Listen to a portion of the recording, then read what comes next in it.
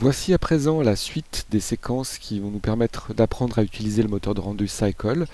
Et donc la suite de cette première scène, nous allons essayer dans les séquences qui suivent d'obtenir l'éclairage et la mise en couleur qui est visible ici. Alors, pour ce faire, j'ai parlé d'éclairage. Une des premières choses à maîtriser dans Cycle est bien évidemment l'éclairage. L'éclairage peut provenir de trois sources différentes dans Blender et dans Cycle. La première étant les lampes. La deuxième étant les matériaux. On va beaucoup utiliser les matériaux émissifs dans cette scène, donc des shaders émissifs. Je reviendrai dans des séquences spécifiques sur les notions de shader. Et évidemment, troisième élément qui participe à l'éclairage, le world dans Blender ou l'environnement.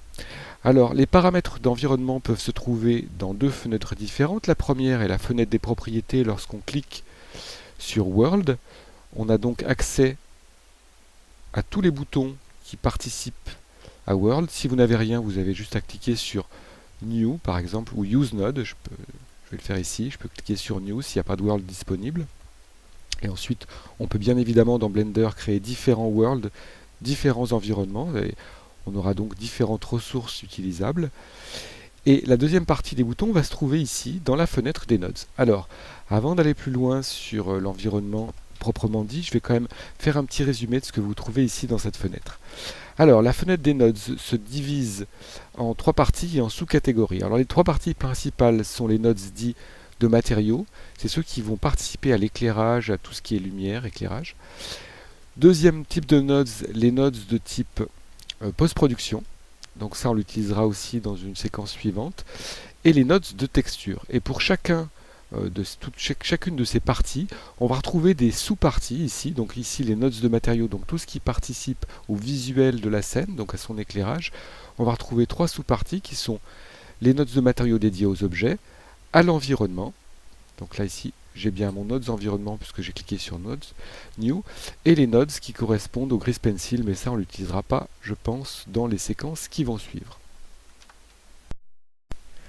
Alors pour éclairer cette scène, donc ce visuel que je vous ai proposé, je vais faire quelque chose d'un peu particulier, c'est que je ne vais pas utiliser les lumières dans Blender, les lampes classiques, je vais même supprimer cette lampe, et vous verrez que dans la scène finale, la scène ne comporte aucune lampe. Donc je supprime la lampe, voilà, et je vais aller ici dans mon World, et je vais tout de suite dans la vue 3D basculer en mode rendu pour avoir une idée un petit peu de ce que l'environnement envoie comme lumière sur mon objet. Alors pour l'instant, vous voyez, on a un environnement totalement gris avec une puissance à 1 et un objet qui est uniformément éclairé.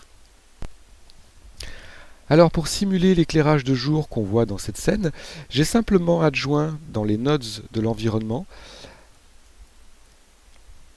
un tout petit élément qu'on va trouver dans Add. C'est une texture, et c'est une texture qui est essentiellement dédiée aux environnements.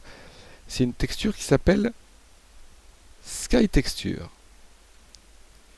Sky Texture va vous permettre de simuler un environnement de jour avec différents paramètres qui sont l'altitude et turbidity, turbidity étant le taux d'humidité dans l'air. Donc plus vous serez en altitude et plus l'air sera clair, sera sec, et donc vous verrez le ciel bleu.